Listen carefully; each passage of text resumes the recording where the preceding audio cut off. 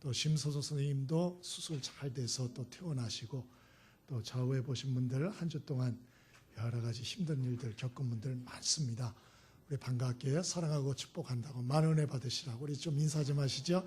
사랑합니다. 네, 축복합니다. 네, 많은 은혜 받으십시오. 네, 강건하시길 바랍니다. 네, 승리하시길 바랍니다. 네, 감사합니다. 날이 많이 무덥습니다. 무더위에 또 우리가 건강 조심해야 될 때다 생각이 듭니다. 날이 더워지면 집중력 떨어지고 식욕도 떨어지고 면역력도 떨어집니다. 그래서 자칫 우리가 질병이나 사고로 이어지기가 참 쉬워요. 특히 노약한 분들 더운 낮에 절대로 나가시면 안 되는 거 잘 아시고요. 또 음식도 수분 충분히 섭취하시고, 또 잡수시는 것도 적당량 규칙적으로 골고루 또 소화가 잘 되는 걸로 잘 섭식하셔야 됩니다. 야외에서 특별히 일하는 분들 염려가 됩니다. 참 짬짬이 휴식 취하는 거 절대로 잊으시면 안 됩니다. 미국에도 폭염 비상이 걸려서 제가 뉴스를 보니까 이번 주에만 폭염으로 6명이 사망했다고 그래 나오더라고요. 애리조나주 그 피닉스 같은 데서는 온도가 46도로 기록했다. 이 46도면 사막 날씨예요. 완전히 이건 사람 살 때가 아니에요. 또 보스턴도 40도가 넘었다 그러고, 그러니까 이게 우리나라만 그런 게 아니고 이제 전 세계적인 기상이변입니다. 그래서 여러 가지 참 힘든 세상이 되어가는데요. 어쨌건 간에 한 주간에 특별히 건강 조심하시길 바라겠고요. 그래서 오늘 말씀 제목도 건강한 신앙생활 이렇게 잡아봤습니다. 여러분 육적으로도 건강관리 잘 하시길 바라겠고요. 특별히 영적으로도 신앙생활 하시는데 또 여러분 건강한 신앙생활 하셔서 하나님이 특별히 부으시는 힘과 능력과 위로, 은혜 충만히 경험하며 승리하며 사실 수 있게 되길 바랍니다. 자, 그러면 건강한 신앙생활을 어떻게 하면 좋을까? 오늘 말씀을 근거로 몇 가지 생각해 보고자 합니다. 22절 먼저 읽어봅니다. 22절 시작. 또 만물을 그의 발 아래 복종하게 하시고 그를 만물 위에 교회의 머리로 삼으셨느니라. 아멘. 첫 번째로 건강한 신앙생활을 하기 위해서는 어떻게 될까? 잘 아시는 말씀이에요. 우리가 예배에 집중하는 생활을 좀 해야겠다. 먼저 그 말씀을 먼저 나누고 싶습니다. 오늘 에베소서는 사도 바울 선생님이 에베소 지역에 선교 활동을 하고 세운 교회죠. 그리고 오늘 그 교인들에게 언급을 하는데요. 교회는 예수님이 머리시다. 또 우리들은 교회의 예수 그리스도의 몸이다. 이렇게 말해요. 예수님은 교회의 머리시고 우리는 예수 그리스도의 몸이다. 이렇게 말씀을 하시거든요. 그게 도대체 무슨 소리냐? 우리 이렇게 생각하기 쉬운데요. 이 여러 가지 의미가 있어요. 그러나 몇 가지 하나 둘 좀 제가 살피길 원합니다. 첫째 의미는 뭐냐? 우리의 머리가 신앙적으로 예수님이시다. 우리는 그 몸이다. 이런 말은 우리는 예수님과 뗄래야 뗄 수 없는 관계임을 명심하라. 그런 얘기예요. 우리는 예수님과 필수적인 관계 정도가 아니고 절대 의존적인 관계요. 생명적 관계이다. 그런 말이죠. 머리가 떨어진 몸뚱아리. 여러분 생각할 수 있겠습니까? 상상할 수가 없는 것이죠. 그것처럼 예수님과 우리들의 관계가 그렇다는 걸 알고 그런 마음과 태도로 신앙생활을 해야 된다. 그런 얘기를 오늘 사도 바울 스님은 첫 번째로 주고 계시는 겁니다.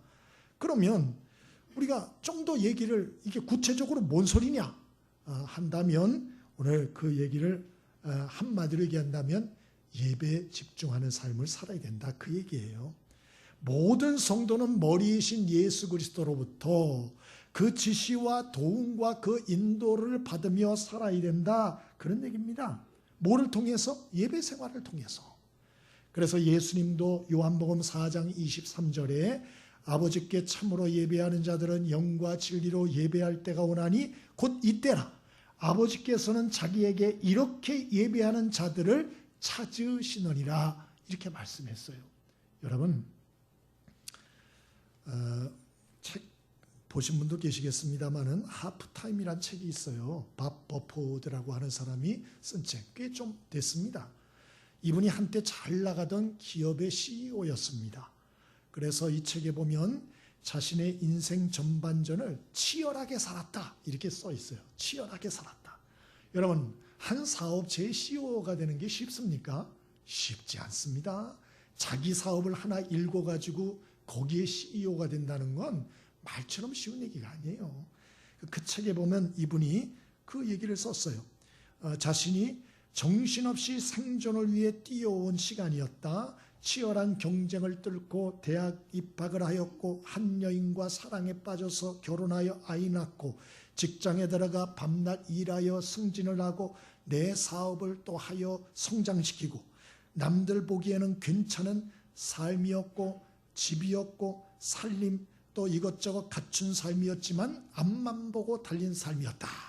그리고 끝에 쓰기를 그로 인해서 내가 입은 부상과 피로와 상처와 대가는 너무 심한 것임을 나중에 깨달았다. 이렇게 돼 있어요. 그래서 그가 대가로 얻은 상처가 무엇인가? 부관계가 금이 갔어요. 정확히 얘기를 안 하는데 부관계 금이 갔다고 합니다. 또 자녀들과 서먹해졌어요. 또 친구들과 소원해졌어요. 또 여러 가지 죄책감으로 막 시달리게 됐어요. 술과 담배, 과로로 인해서 건강이 다 망가졌어요. 거기다가 마음이 공허하고 외로움이 오게 됐어요. 여러분, 이분이 그 얘기를 쓰면서 내 인생 정말 전반전을 치열하게 살았는데 나는 이제 하프타임을 가지려고 한다. 이 하프타임을 통해서 나는 후반전을 어떻게 살아가야 할지를 고민하고 좀 더 생각을 하겠다. 자기의 삶의 반성 얘기를 쭉 써놨어요. 그러면서 얘기를 하는 게 나는 앞으로 내 인생의 후반전을 속도가 아니고 방향, 일이 아니고 관계, 실적이 아니고 인생의 의미를 찾으며 살려고 한다. 이렇게 썼습니다. 이 책을 제가 보면서 그런 생각을 했어요. 야, 사람은 인생의 전반전을 뛰는 것만 해도 만만하고 쉬운 일이 아니구나. 그 생각을 했어요. 인생의 전반전 뛰는 것만 해도. 예? 여기 아직 인생의 전반전을 뛰어야 될 분들이 있고 이제 인생의 후반전을 또 시작하고 또 이미 시작한 분들도 계세요. 근데 인생의 전반전 뛰는 것만 해도 만만하지 않습니다. 그 내상과 외상이라고 하는 게 대단히 큽니다. 예? 근데 중요한 것은 제가 또 하나 생각을 한 것은 사람은 자기 자신을 모르는구나 그 생각도 했어요. 이분이 하프타임을 가져야 된다잖아요. 그 책에 보면 축구 얘기를 해요. 축구 45분하고 15분 휴식하잖아요. 그때 누가 코치해 줍니까? 감독, 코치가 들어와서 너 왜 그래? 너 그렇게 뛰면 안 돼. 너 지자리를 지켜. 이렇게 얘기를 하죠. 왜? 전체 팀을 생각해야지. 너 그러면 안 돼. 제자리 지켜. 앞으로 나가지 마. 이 지시를 받죠. 왜? 자기가 자기를 몰라요. 헐레벌떡 열심히 하얀만 보고 막 뛰다 보면 전체가 어떻게 돌아가는지 자기가 못 본다니까요. 그래서 하프타임 때는 반드시 지시를 받아야 된다. 감독과 코치의 지시를 받아야 된다. 그렇게 이분이 얘기를 했어요. 저도 참 이건 일리가 있다 생각을 합니다. 여러분, 우리가 인생을 열심히만 산다고 되는 건 아닌 것 같아요. 여러분의 인생에 꼭 반성하는 시간이 있게 되길 바라고요. 반성을 할 때 꼭 여러분 자신이 여러분 자신을 모르니까 여러분의 인생의 전문가나 감독들에게 좀 코치와 자문을 받게 되길 바랍니다. 이게 굉장히 중요하다 그런 생각이 들었어요. 특별히 우리가 자문받고 감독받아야 될 분이 계세요. 그게 누구죠? 그게 하나님과 우리 예수님이세요. 하나님은 감독 중에 감독이에요. 여러분, 하나님은 이 세상을 창조하셨고 나를 지으신 분이고 나를 선택하여 부르신 분이에요. 그런데 우리는 그분의 뜻을 알고 싶지도 아니하고 묻지도 않고 내 멋대로 뛰는 거야. 내 멋대로 막 뛰는 거야. 그분이 나를 이 땅에 보내신 뜻이 있다니까요. 계획이. 나 내 멋대로 뛰어. 하나님이 콜링했어요. 너 잠시 와봐. 그럼 하나님의 질병이나 어려움이나 고난을 통해서 반성할 하프타임을 주세요. 근데도 아무런 반성을 안 해요. 그리고 후반전에도 또 뛰어요. 그 인생은 열심히 살면 살수록 더욱 망가질 겁니다. 더욱 내상은 깊어갈 것입니다. 더욱 고립돼 갈 것입니다. 더욱더 문제가 커져갈 것입니다. 그게 하프타임에서 얘기하는 거예요. 그러므로 여러분, 저와 여러분이 인생을 살아본 사람들이 다 하는 얘기 아니에요. 내 생각과 내 뜻대로만 살지 마시고 저와 여러분이 감독 중에 감독이시고 온 세상을 창조하신 하나님의 지시와 뜻, 그분의 은혜와 도우심을 받아 살 수 있게 되길 바랍니다. 인생은 전반전 뛰기도 힘들어요. 후반전은 더 힘들어요. 왜 그런 줄 아세요? 전반전 때는 젊음이나 있지, 돈이나 있지, 불러주는 데나 있지. 인생 후반전에는 건강도 없어요. 돈도 떨어져요. 이것저것 연줄도 많이 떨어져요. 후반전이 더 힘들까요? 전반전이 더 힘들까요? 착각하지 마세요. 후반전이 훨씬 더 힘들어요. 근데 더 착각하는 게 뭔지 아세요? 이 바포드도 그걸 몰랐는데 인생은 전반전, 후반전만 있는 게 아니에요. 연장전도 있어요. 연장전도. 병원에서 아무것도 못하고 이러다 갈 수가 있어요. 연장전. 연장전만 있는 줄 아세요? 그러다 죽으면 영원한 연장전이 기다리고 있어요. 영원한 천국, 영원한 지옥, 이게 우리 기다리고 있어요. 이게 영원한 연장전이에요. 그러므로 여러분, 우리가 이 땅을 살 때 내 멋대로 살면 됩니까? 어리석은 거라는 거예요. 감독의 지시를 받아야 된다는 거예요. 그 도움을 받아야 된다는 거예요. 그 인도를 받아야 된다는 거예요. 깨달음이 있게 되길 바랍니다. 그러면 그 하나님의 지시와 인도와 도우심과 그분의 함께 하심을 경험하는 시간이 언제입니까? 그 하프타임이 언제입니까? 예배 시간이라는 거예요. 예배 시간. 우리가 하나님 앞에 나와서 예배할 때 하나님은 우리를 찾아와 주시고 그 도움과 은혜를 부어주시고 지혜를 주시며 지혜 또 지시를 우리에게 주시고 그 모든 행할 바를 우리로 깨닫게 하시는 것이죠.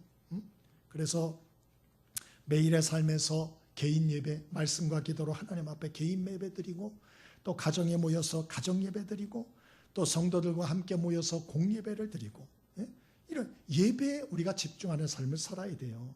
만약에 우리가 분주해서 하나님께 예배드리는 삶을 소홀히 하고 우선순위에서 이걸 밀어내기 시작했다. 예배 생활에 문제가 생겼다. 그러면 당장은 문제가 없죠. 그러나 우리 인생 전체가 흔들리게 될 것입니다. 왜? 축구 선수가 감독 지시도 안 받고 제멋대로 뛰는 거하고 똑같으니까. 그때는 괜찮을지 몰라요. 45분은 자기 나름대로 잘 뛰었다고 자주할지 몰라요. 끝난 다음에 감독이 그 사람은 다시는 쓰지 않습니다. 너는 됐어. 너는 경기 나가지 마. 넌 그냥 벤치에서 쉬어. 이렇게 말씀하는 거예요. 거기에 무슨 행복이 있고 기쁨이 있고 아름다운 열매가 있겠습니까? 그러므로 여러분, 저와 여러분이 하나님 앞에 예배하는 삶에 집중할 수 있게 되길 바랍니다. 또 오해는 하지 마세요. 그러면 규칙적으로 예배만 드리기만 하면 다 하나님의 도움과 위로와 인도하심을 경험하냐? 또 그건 아니에요. 예배를 드린다고 다 은혜, 위로, 하나님의 축복, 능력, 역사 체험하는 건 아니에요. 창세기 4장에 보면 가인과 아벨이 똑같은 시간에 형제예요. 형 동생이에요. 똑같은 시간 똑같은 자리에서 하나님 앞에 제사하고 예배했습니다. 그런데 하나님이 가인의 제사와 예배는 받지 않으시고 아벨의 제사와 예물을 받으셨다. 그렇게 돼 있어요. 그러니까 하나님이 모든 예배를 기뻐받는 건 아니라는 걸 알려주시는 거예요. 예? 그럼 어떤 예배를 하나님 기뻐하나? 마태복음 5장 3절 산상수훈의 첫 번째, 심령이 가난한 자는 복이 있나니 천국이 저희 것이며, 이사야 51장 17절 하나님이 구하시는 제사는 상한 심령이라 하나님이여 상하고 통회하는 마음을 주께서 멸시치 아니하시리이다. 하나님이 기뻐받으시는 예배는요, 상한 심령과 가난한 심령으로 드리는 예배를 하나님이 기뻐받으신다.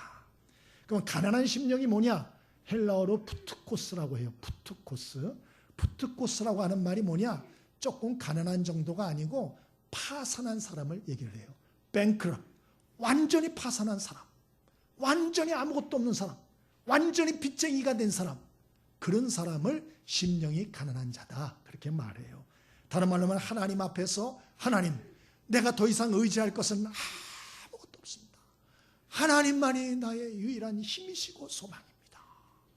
이런 가난한 심령 가지고 예배하는 그 예배를 하나님이 기뻐 받으신다. 여러분에게 이런 가난한 심령이 있으십니까? 없다면 왜 없을까요? 없는 이유는 딱 한 가지예요. 하나님이 생사화복의 주권자인 걸 안 믿는 거예요. 아니면 믿었더라도 잊어버린 거예요. 잊어버린 거예요. 이런 분들은 좀 살만하면 교만해지죠. 그래서 하나님 멀리하고 하나님 말씀 웃기고 있다. 예배도 멀리하고 이러죠. 그리고 조금 어려워지면 낙심하고 절망하죠. 그럼 막 죽고 싶다 그러죠. 하나님 없는 것 같이 행동하는 거예요. 둘 다 잘못된 거예요. 그 무엇 때문에 이런 극단 둘이 나오나? 그래서 하나님이 생사화복의 주권자라는 사실을 잊었거나 믿지 않는 거예요. 여러분, 좀 믿음을 갖게 되길 바랍니다. 에스겔서 7장 오늘 큐티의 본문인데요. 거기에 보면 하나님이 이스라엘 백성들에게 경고하시면서 심판하시겠다 그런 말씀이 나와요. 남조 유다 멸망 7년 전에 하나님이 예고하는데요. 그 예고를 하면서 하나님 뭐라 그러나, 너희 남조 유다 백성들아, 너희들 금, 은, 화려한 장식 의지하지? 너희들 아수르라고 하는 나라를 의지하지? 너희들 애굽이라고 하는 동맹국을 믿고 있지? 하나님 말씀해요. 그래도 내가 너희들이 믿는 그 모든 걸 끊어버리고 너희 나라를 멸망시킬 것이다. 그제서야 너희는 비로소 알게 될 것이다. 내가 이 정도 살게 된 것은 금, 은이나 장식물 때문이 아니고 내 나라 때문도 아니고 이웃의 동맹국 때문이 아니고 하나님이 우리를 지켜주셨기 때문에 여기까지 왔다는 것을 비로소 그때야 깨닫게 될 것이다. 이 말씀이 에스겔서 7장에 정확히 나오고 있습니다. 여러분은 여러분을 지키고 있는 게 뭐라고 생각하세요? 혹시 돈이라고 생각하지 않으세요? 건강이라고 생각하지 않으세요? 혹시 인맥이라고 생각하지 않으세요? 예? 아니면 여러분의 그 지혜로운 머리라고 생각하지 않습니까? 어리석은 것입니다. 사람은 이른 후에야 그 가치를 깨달을 때가 많습니다. 평소 때는 건강이나 가정의 이러한 소소한 중요성을 모르지만 이것이 깨지고 잃어버린 후에 그 소중성을 깨닫듯이 하나님을 믿는 믿음도 그 가치를 모르는 거예요. 그래서 평소 때는 이걸 가볍게 여기는 거예요. 그리고 그 능력을 경험하지 못하는 거예요. 그 도우심을 얻지 못하는 거예요. 그럼 언제 깨닫나? 와장창 다 무너진 후에 그제서야 비로소 나를 살리고 지킬 수 있는 분은 하나님밖에 없구나. 그리고 가난한 심령 되어 하나님을 바라보고 예배하기 시작하는 것이죠. 저는 저와 여러분이 좀 더 빠른 깨달음이 있게 되길 바랍니다. 어떤 한 분이 간증을 하세요. 자기 어릴 적에 가정예배를 드렸대요. 가정예배를. 아버지가 소천하셨는데 이 초등학교 소사 일을 하셨대요. 근데 가족이 얼마나 많은지 이 남매를 6을 낳으신 거예요. 6. 거기다가 부부 있죠. 거기다 할머니까지 모시고. 그러니까 9가족이 사는 거예요. 여러분, 이게 뭐 초등학교 소사 일을 하시는데 그 무슨 많이 벌겠어요? 예? 빠듯하죠. 근데 아침 먹기 전에 항상 아버지가 모이라 그래가지고 할머니까지. 그래서 항상 가족 예배를 드릴 때 가정 예배를. 그러나 아버지가 항상 기도할 때 우신대요. 하나님, 우리 가족이 여기까지 오게 된 것 다 하나님의 은혜입니다. 감사합니다. 감사합니다. 우신대요. 막 할머니도 우시고. 그 이분은 그게 너무 싫었대요. 이해가 안 되는 거예요. 아니 무슨 하나님의 무슨 은혜는 무슨 은혜인가? 나는 침대도 하나 없고 좋은 운동화 한번 나는 신어본 적도 없고 내가 원하는 대로 뭐 하나 좀 넉넉해서 해본 적이 없는데 하나님의 은혜는 무슨 하나님의 은혜인가? 항상 그랬다는 거예요. 근데 이제 자기가 철이 없었더라고. 나중에 깨달았어요. 아버지는 6.25를 겪은 세대예요. 그 6.25 죽음의 위기에서 이분이 살아나신 거예요. 예? 그래서 인생에 정말 중요한 게 뭔지를 아시는 분이 나라의 모든 게 박살난 그때에 정말 내가 뭘 의지하고 살아야 되나? 그때 경험을 한 거예요. 경험을. 다 무너졌으니까. 6.25 때 뭐가 있습니까? 다 무너지지. 의지할 게 하나님밖에 더 있어요. 삶으로 이분은 그것을 체험한 것입니다. 여러분, 저와 여러분이 좀 체험적인 신앙이 되어지길 바랍니다. 그래서 때로는 고난도 당할 필요가 있어요. 이 어려움을 겪어보지 못한 사람은 인생에 깊이가 없어요. 좀 어려움을 이것저것 한번 겪어봐야 정말 바닥까지 가서 다 무너진 가운데 한번 서봐야 정말 내가 의지해야 될 게 누군가 하는 깨달음이 와요. 그래서 그런지 우리 옛날 어르신들은 정말 예배를 중요시 하셨어요. 저희 아버님도 죄송하지만 그렇게 가정 예배를 드리셨어요. 아침에 바쁘잖아요. 학교 가고. 그런데 그냥 아침 먹기 전에 꼭 앉으라 그래가지고 그 가정 예배 저거 책도 있어요. 책도. 그걸 피셔가지고 찬송 한 장 부르자. 찬송 부르고 성경 읽고 거기 나온 대로 또 다 읽으세요. 이렇게 다 읽고. 그럼 제가 기뻤을까요? 아니면 힘들었을까요? 힘들죠. 왜 이래 정말 우리 아버지 이해가 안 돼. 바빠 죽겠는데 읽으려면 빨리나 읽으시든지 요점만 간략히 하든지 다 읽어. 그리고 기도 다 하고 오늘 학교 가가지고 잘하게 너무 답답했어요. 여러분, 그러나 그분들은 그럴 만한 믿음의 체험이 있었다는 걸 잊지 않게 되길 바랍니다. 나는 하나님이 얼마나 소중한 분인가를 체험 못했을 뿐이고 그분들은 인생의 삶으로 경험한 거예요. 남이 경험했느냐 못했느냐 이걸 가지고 판단하면 안 돼요. 근데 중요한 것은 지금은 어떤가? 지금은 전체적으로 예배를 소홀히 여겨요. 그래서 가정 예배 드리는 가정 정말 눈 씻고 찾아볼 수도 없어요. 더군다나 교회에서 공예배도 이제 드리지도 않아요. 여러분, 우리 어르신들이 교회에 공예배라고 정해놓은 게 있어요. 공예배가 뭐죠? 공치는 예배입니까? 공차기 하는 예배인가요? 공예배가 뭐예요? 성도라면 마땅히 드려야 할 공적 예배가 공예배입니다. 누가 정했나?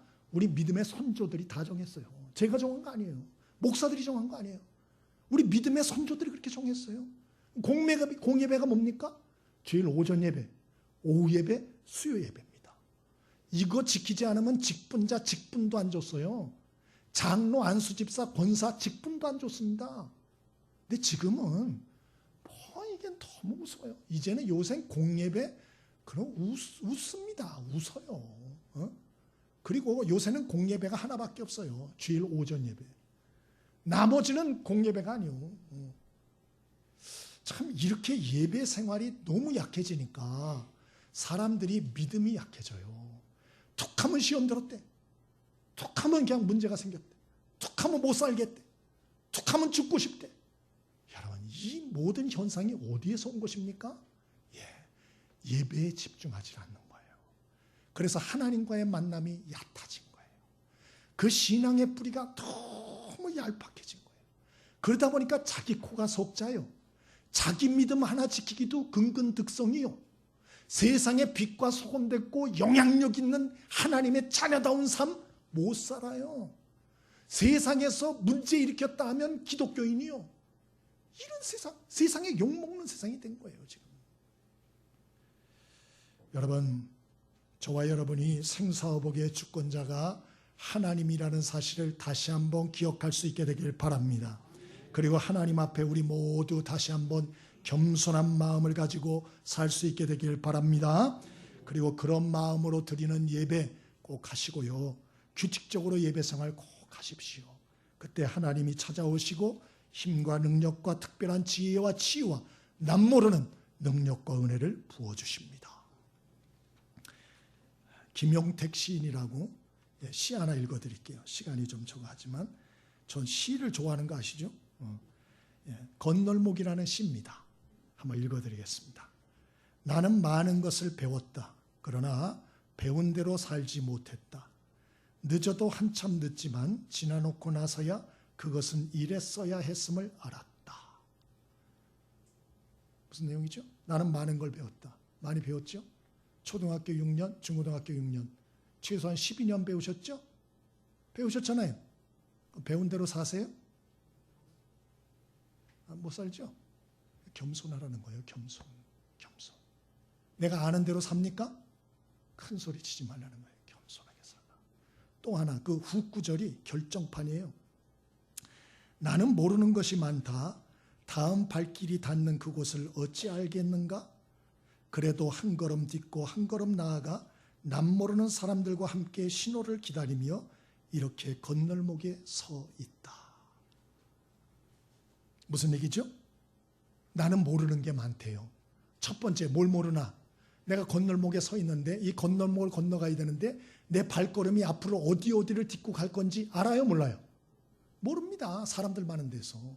사람 환경에 따라서 그 발걸음은 결정돼요. 그러니까 나는 내가 내 한 걸음 한 걸음이 앞으로 어떤 걸음을 걷게 될지도 난 모른다. 나는 모르는 게 더 많다. 그런 얘기예요. 또 하나, 건널목에 서 있는데 사람들이 가득 옆에 있다는 거예요. 근데 나는 내 옆에 있는 사람이 누군지도 몰라. 난 아는 것보다 모르는 게 많구나. 이 건널목이라는 시예요. 여러분은 아는 게 많습니까? 모르는 게 많습니까? 근데 아는 게 많다라고 생각하고 착각하는 사람들 대단히 많아요. 모르는 게 우리는 훨씬 더 많습니다. 어떤 사람이 예배할 때 하나님의 은혜를 받습니까? 누가 하나님의 축복을 받습니까? 누가 하나님의 인도와 지시하심을 받습니까? 누가 하나님의 능력을 경험합니까? 겸손한 마음으로 예배하는 사람이에요. 깨달음이 있게 되길 바랍니다. 날마다 겸손한 마음으로 하나님 앞에 예배하고 또 예배하고 기쁨으로 또 예배해서 하나님이 예배하신 남들이 모르는 축복들을 다 경험들 하셔서 건강한 신앙생활의 행복을 누리는 여러분들이 꼭 될 수 있길 바랍니다. 두 번째로 23절 같이 읽어봅니다. 23절 함께 읽어보겠습니다. 23절 함께 읽습니다. 자, 시작. 교회는 그의 몸이니 만물 안에서 만물을 충만하게 하시는 이의 충만함이니라. 아멘. 첫 번째, 건강한 행복한 신앙생활을 하시려면 첫 번째로 예배에 집중하는 삶을 사십시오. 두 번째로는 봉사하는 신앙생활을 하셔야 돼요. 예수님은 교회의 머리, 우리는 예수님의 몸, 이렇게 얘기하잖아요. 그게 무슨 소린가? 왜 우리를 예수님의 몸이라 그러나? 이유가 있어요. 몸은 움직여야 돼요. 몸은 생각하기 위해 존재하고 있는 게 아니에요. 몸은 행동을 위해서 존재하는 거예요. 그래서 우리를 그리스도의 몸이라 이렇게 표현하는 거예요. 시컷 먹고 몸을 움직이지 않으면 어떤 일이 올까요? 살찝니다. 또 어떤 일이 올까요? 병이 생깁니다. 성인병, 고혈압, 심장병, 당뇨병 옵니다. 제가 그 글을 보니까 사무직에 종사하는 분들의 수명은 육체 노동자들의 사망률에 비해서 6배가 높다 이렇게 나왔어요. 왜 그럴까요? 맨날 먹고 앉아있으니까. 맨날 앉아있어. 이런 사람 빨리 죽는데요. 여러분 몸을 좀 움직일 수 있게 되길 바랍니다. 우리가 영적으로도 마찬가지예요. 하나님께 예배하는 일에 집중하고 은혜와 도움을 입었으면 하나님이 기뻐하시는 일을 위해서 우리의 몸을 좀 움직이고 수고하고 땀을 흘릴 필요가 있어요. 하나님이 기뻐하시는 영혼 구원의 일을 위하여 우리가 협력하고 함께 봉사할 필요가 있다. 그래서 다음 세의 어린이들에게 우리가 교육과 믿음의 사람으로 그들을 세우는 일을 위해서 협력하고 하나님을 모르는 사람들이 사는 지역과 세계에 복음을 전하는 일을 위해서 협력하고 또 어렵고 힘든 사람, 외로운 사람들 돌보고 섬기는 이러한 일들을 위해서 협력하고 이거 혼자 안 돼요. 협력해야지. 그래서 갈라디아 6장 2절에 너희가 서로 짐을 지라 그리하여 그리스도의 법을 완성하라 이렇게 말씀하고 있어요.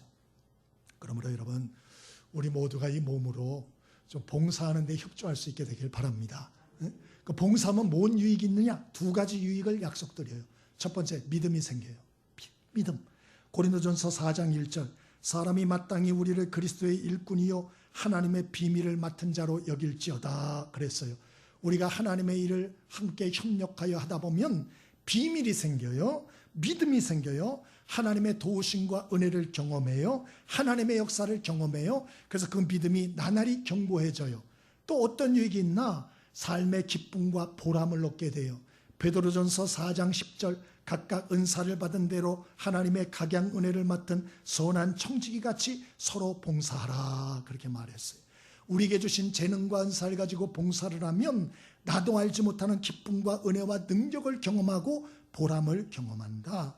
그러므로 여러분 이왕 신앙생활 하실 거 거리 두고 그래 구경꾼 생활하지 마시고 좀 더 다가오셔서 우리 봉사자로 함께 섬기는 축복이 있게 되길 바랍니다. 차인표 씨 아시죠? 탤런트 영화 배우예요.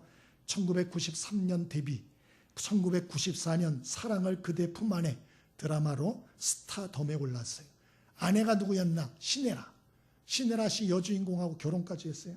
승승장구 많은 드라마 출연해가지고 이름을 알렸죠.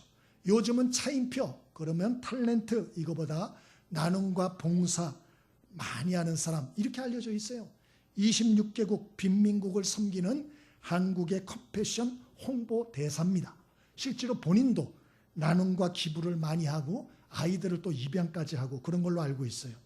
근데 이분이 처음에는 안 그랬대요.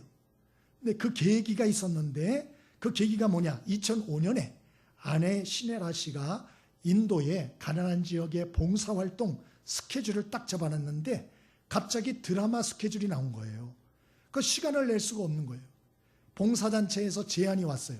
그럼 시네라 씨 당신이 못 가면 대신 차인표 씨 당신이 갈 수 없습니까? 이래 한 거예요. 아주 시간적인 여유가 있는 때라서 이분이 바람도 쐴 겸 오케이 그랬어요. 그래서 인도로 갑니다. 소속사에다 말해가지고 비행기는 비즈니스로 꼭 예약해 주시고 화려한 옷 여러 벌 준비해 주시고 선글라스도 종류별로 다 준비해 달라고 다 그래 요구해서 인도로 딱 갔대요. 가가지고 가봤더니 현지에서 제일 못 살고 냄새나고 더럽고 힘든 아이들을 만나는 거예요. 사진을 찍으러 간 거예요. 막 사진을 찍고 하는데 사진 찍는 담당 PD가 그러더래요. 차인표 씨, 그 애 손을 한번 잡고요. 이렇게 조금 안아주세요. 그리고 사랑한다 얘기 좀 해주세요. 그랬대요. 순간에 이 차인표 씨 생긴 거 보세요. 다정다감하게 생겼어요? 좀 차갑게 생겼어요? 차인표. 응? 좀 사람이 차갑게 생겼잖아요. 내키지 않았대요. 생색 내려간 건데 내가 여기까지 와서 사진 찍은 것만 해도 어딘데. 그 말하니까 또 거기서 안 할 수가 있어요. 그래가지고 또 그 말 듣고 애 손을 잡으면서 이렇게 안아주면서 웃으면서 사랑한다 그랬대요. 근데 그 순간 이 속에서 하나님의 음성이 들려왔다. 그분이 간증했어요. 그분 간증을 그대로 얘기하는 거예요. 이분이 직감적으로 하나님의 음성이라는 걸 느꼈대요. 자기는 처음으로 그 음성을 들었대요. 어떤 음성이 들으냐? 그 아이를 딱 끌어안으면서 생색을 내면서 얘야 사랑한다 그러는데 하나님이 나도 너를 사랑한다. 그 음성을 분명히 들었대요. 여러분 차인표 씨 등치 보세요. 예? 뭐 실없는 소리 할 사람이에요? 제가 볼 때 그렇지 않아요. 체험한 거예요. 이 사람이 사람이 돌변할 때는 뭔가 이유가 있는 거예요. 바보입니까? 왜 자기 돈 써가면서 그렇게 어려운 사람을 돕습니까? 여러분은 어려운 사람 도와봤어요? 얼마나 도와봤어요? 이 사람은 20몇 개국의 어려운 아이들을 실제로 돕고 있어요 지금. 예? 돈 한 푼이 얼마나 귀한 건데. 이분이 이런 경험이 있었어요. 하나님의 음성을 들은 거예요. 생전 처음 온몸에 전율을 느꼈대요. 감동이 밀려오는데 울음이 터지더래요. 그러면서 즉각적으로 나는 앞으로 이렇게 살아야겠다. 그 깨달음이 탁 오더래요. 결심을 했대요. 난 이 일을 위해서 앞으로 살겠다. 여러분 우리가 여러 가지 신앙생활을 할 때에 여러분 봉사하는 신앙생활에도 좀 힘쓰게 되길 바랍니다. 왜냐? 하나님은 예배를 통해서도 은혜를 주시지만 우리가 이런 봉사의 삶을 통해서도 특별한 은혜들을 주세요. 여러분 이런 것들도 많이 좀 경험하시면 좋겠어요. 근데 조건이 있어요. 여러분 봉사할 때 반드시 여러분 자원함으로 하셔야 되고 그리고 은사를 따라서 하시면 좋고 제일 중요한 게 사랑으로 하셔야 돼요. 사랑으로. 차인표 씨도 처음에는 어거지로 했지만 나중에 사랑으로 했어요. 사랑으로 할 때 거기 하나님의 영광이 나타납니다. 하나님의 역사가 나타납니다. 여러분이 하나님의 교회에서 봉사할 때 계속 사랑의 마음이 아니고 정죄의 마음으로 하시면 백날 해도 소용없어요. 몇 번을 하더라도 정말 사랑의 마음으로 할 수 있게 되길 바랍니다. 우리 옆에 사람에게 인사하시죠. 우리 사랑으로 봉사합시다. 반드시 하나님의 은혜를 부어주세요. 큰 은혜를 부어주십니다. 해보세요. 큰 은혜를 부어주세요. 억지로 마지못해서 생색내려고 그건 안 돼요. 처음엔 그럴지 모르지만 계속 그렇게 하면 하나님은 은혜를 주지 않아요. 그러니까 사랑으로. 마지막으로 우리가 어떻게 할 때 건강한 신앙생활을 할 수 있습니까? 23절 마지막으로 한 번 더 읽어봅니다. 읽습니다. 자, 시작. 교회는 그의 몸이니 만물 안에서 만물을 충만하게 하시는 이의 충만함이니라. 아멘. 마지막으로는 교제하는 신앙생활을 좀 하면 좋겠다. 교제하는 신앙생활. 우리를 예수 그리스도의 몸이라 그랬잖아요. 몸이 건강하려면 신경 조직과 혈관 조직이 또 뼈의 조직이 잘 상호작용해서 돌아가야 돼요. 잘 돌아가야 돼요. 피 흐름이 딱 막히면 여러분 큰일 납니다. 죽죠. 잘못하면. 마찬가지로 건강한 신앙생활을 위해서는 어떻게 되나? 우리 성도들 간에 깊은 교제가 있어야 돼요. 교제가. 로마서 12장 5절에 우리가 그리스도 안에 한 몸 되어 서로 지체가 되었느니라. 그런 말씀이 있어요. 10절에는 서로 우애하여 존경하기를 서로 먼저 하며, 15절에 즐거워하는 자들로 함께 즐거워하고 우는 자들로 함께 울라. 그렇게 말했어요. 그러니까 어려운 사람 볼 때 내 가족처럼 생각하고 돌보아주고 기도해주고 그리고 섬겨줘라. 그런 말이에요. 야고보 5장 14절에 보면 너희 중에 병든 자가 있느냐? 그는 교회의 장로들을 청할 것이요 그들은 주의 이름으로 기름을 바르며 그를 위하여 기도할지라. 믿음의 기도는 병든 자를 구원하리니 주께서 그를 일으키시리라. 그렇게 말씀했어요.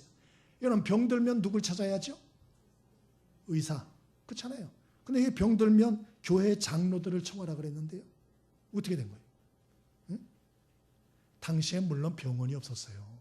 그리고 이 장로라는 의미는 지금의 목회자와 같은 걸로 생각하셔도 돼요. 어쨌거나 어려운 일이 있을 때 교회 영적 지도자들을 초대하라는 거예요. 초대하라. 그래서 기도를 받아라. 그렇게 말씀하는 거예요. 이 말씀은 성도 간의 깊은 교제의 중요성을 알려주는 거예요. 네? 교회 안에서 나는 교인들한테 내 속사정을 얘기하기 싫어. 내가 힘들다는 거, 내가 어렵다는 거, 내가 지금 이런 상황이 있다는 거, 얘기 안 하고 싶어. 이런 분들 있잖아요. 난 교회 와가지고 나이스한 모습만 보여주고 싶어. 내가 행복하다는 거, 기쁘다는 거, 잘 살고 있다는 거, 그리고 내 자랑만 하고 싶어. 그런 분 있잖아요. 네? 그래서 교회 와가지고 자기 자랑만 그냥 터지게 하는 분들 계세요. 우리 그냥 자녀들이 나한테 그냥 한 2천만 원을 줬다고, 3천만 원을 줬다. 또 아니면 내가 말 조심해야 되는데 지금. 하여튼 자랑하는 분들이 있어요. 막 내가 뭘 사줬는데 이 구두가, 이 옷이 몇 천만 원짜리라고, 우리 동서가 사줬다고 막 이렇게 자랑. 여러분, 그런 자랑은 세상에서 하는 거예요. 세상에서. 하나님의 교회에서는 자기의 약함을 자랑할 수 있게 되길 바랍니다. 그래서 집사님, 저 여기가 너무 힘들고 아파요. 권사님, 저 이런 문제가 있어요. 너무 힘들어요. 기도 좀 해주세요. 자기 약함을 자랑하는 거예요. 자기 감추지 말고, 포장하지 말고, 분장하지 말고, 안 그런 것처럼 그러지 말고, 자기의 가장 아프고 힘들고 어려운 이야기를 하라는 거예요. 그리고 서로 그런 얘기를 듣고 기도해주고, 도울 수 있는 부분은 도와주고, 그렇게 하라는 거예요. 그렇게 할 때 내가 약해서 못하지만 다른 사람이 날 위해서 기도하면 오히려 내가 하나님의 역사로 병에서 나을 수도 있잖아요. 그러니까 교회 안에서는 내가 약해질 때가 있기 때문에 서로 교제하라는 거예요. 물론 맨날 얘기를 할 때, 맨날 볼 때마다 목사님 힘들어 죽고 싶어요. 목사님 잠이 안 와서 죽고 싶어요. 맨날 이러면 저는 아마 스트레스 받아서 못 살 거예요. 저는. 맨날 그러면 안 되죠. 그러나 때로는 그렇게 어려운 일이 있을 때 서로 좀 얘기하고 기도해주고 도와주고, 그 사람이 또 좋을 때는 남 얘기 또 이렇게 듣고 도와주고, 그런 날도 오지 않겠어요? 그런 날도 올 줄 믿습니다. 그런 거예요. 그래서 우리가 서로 이러한 교제, 좀 마음을 연 그런 교제, 안 그런 것처럼 그러지 말고 좀 내 속에 아픈 거, 힘든 것들을 좀 얘기하고 서로 기도받고 눈물도 흘리고 함께 울고 함께 기뻐하고, 이것이 바로 우리가 하나님의 교회가 가야 할 길인 줄 믿습니다. 그렇지 않고 우리가 안 가는 척하고 가서 예배만 드리고 교제도 없이 그냥 가버리고 그러면 속이 골마요. 나중에 터져요. 자기 혼자 감당을 못하거든. 꼭 어떡하려고 그래요. 그러니까 우리가 건강한 신앙생활을 하려면 하나님 교회에서 같이 교제하셔야 돼요. 아멘이시죠? 아름다운 꽃이 가득한 화단을 망치는 법이라는 글이 있어요. 여러분, 아름다운 꽃 화단이 있잖아요. 망치는 법. 불 지르고 낯질하고 물을 갖다 퍼붓고 그럴 필요도 없어요. 간단한 방법이 있어요. 그게 뭐냐? 무관심하면 된다. 이렇게 나왔어요. 무관심. 예쁜 꽃이 피든 잡초가 피든 말든 무관심한 거예요. 무관심. 그러면 꽃이 만발했던 화단은 다 망가진다는 거예요. 그리고 그 뒤에 글이 나오는데 사람 관계도 똑같다. 서로 무관심해. 좋은 일이 있든 말든 슬픈 일이 있든 말든 저 사람이 죽든 말든 뭐 내 일이 아니야. 다 무관심해. 그러면 그 관계가 깨지고 공동체가 무너진다는 거예요. 그럼 그 피해를 나도 다 보게 된다. 그러니까 서로 좀 관심을 가지는 거. 그리고 서로 교제하는 거. 마음을 열고 교제하는 거. 여러분, 이런 부분에 있어서 좀 힘쓰게 되길 바랍니다. 그래서 교회에서 예배 끝나면 식사도 좀 같이 하세요.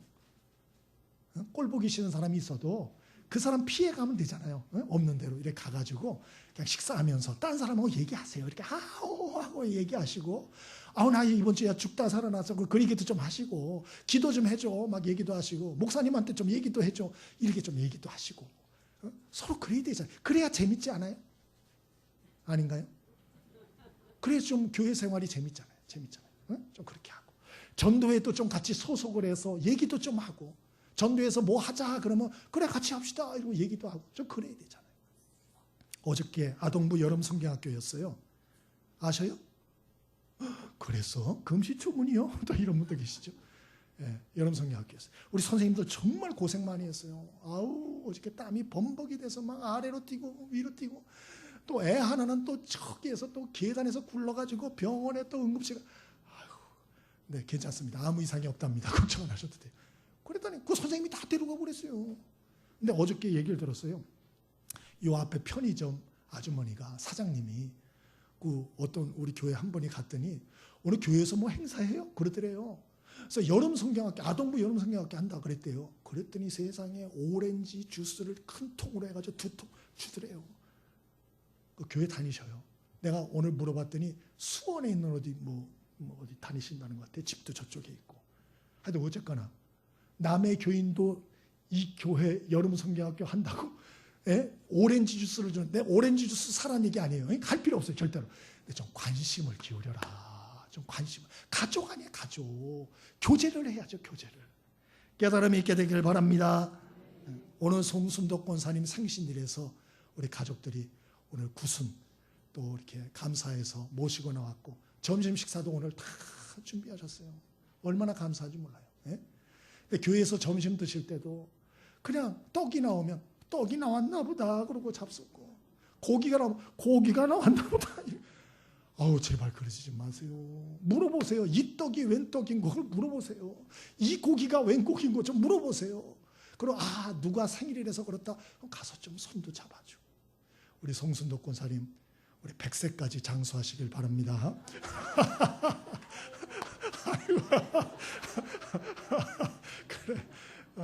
그래 우리 권사님 하여튼 나머지 여생 좀 기쁘게 사시면 좋겠어요. 응? 마음에 하나님 평안 주셔서 기쁘게 천국 소망 가지고 담대하게 사실 수 있길 바랍니다. 제가 이따가 나중에 또 기도해 드릴 거예요.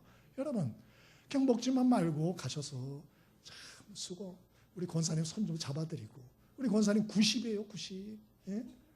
90. 우리하고 영원히 같이 계시겠어요? 우리 권사님한테 내가 얻어먹은 게 얼마나 많은지 몰라요. 뼈다귀 콩비지국서부터 시작해서 냉면. 제가 일단 여름마다 얻어먹은 게 많아요. 여러분은 얻어먹은 게 없어서 지금 감동이 없어서 그런지 몰라도 언제까지 우리와 함께 하시겠어요? 좀 한번 손도 잡아드리고 오늘 잘 먹었다고 건강하시고. 이러면 좋지 않겠어요? 안 좋나요? 우리 이렇게 서로 교제가 있는 신앙생활을 할 수 있게 되길 바랍니다. 지금은 하프타임 기간입니다. 곧 있으면 휴가 기간이고, 또 어떤 분들은 은퇴하신 분도 있고, 또 질병으로 여러 가지 강제로 휴가 기간을 갖는 분도 계세요. 여러분 자신의 신앙생활을 한번 잘 점검하시면 좋겠어요. 내 신앙생활 이대로 괜찮은가? 정말 괜찮을까? 한번 곰곰이 생각해 보면 좋겠어요. 그리고 만일 이거 아니다 생각이 들면 확 바꿀 수는 없어도 조금이라도 좀 바꿨으면 좋겠어요. 조금이라도 열심을 내서 바꾸셔서 저와 여러분의 신앙생활이 좀 더 건강해지고 또 하나님의 은혜로 좀 더 충만해지는 귀한 은혜와 축복이 넘치는 신앙생활 할 수 있게 되길 바랍니다. 우리 찬송 한 장 같이 드리겠습니다.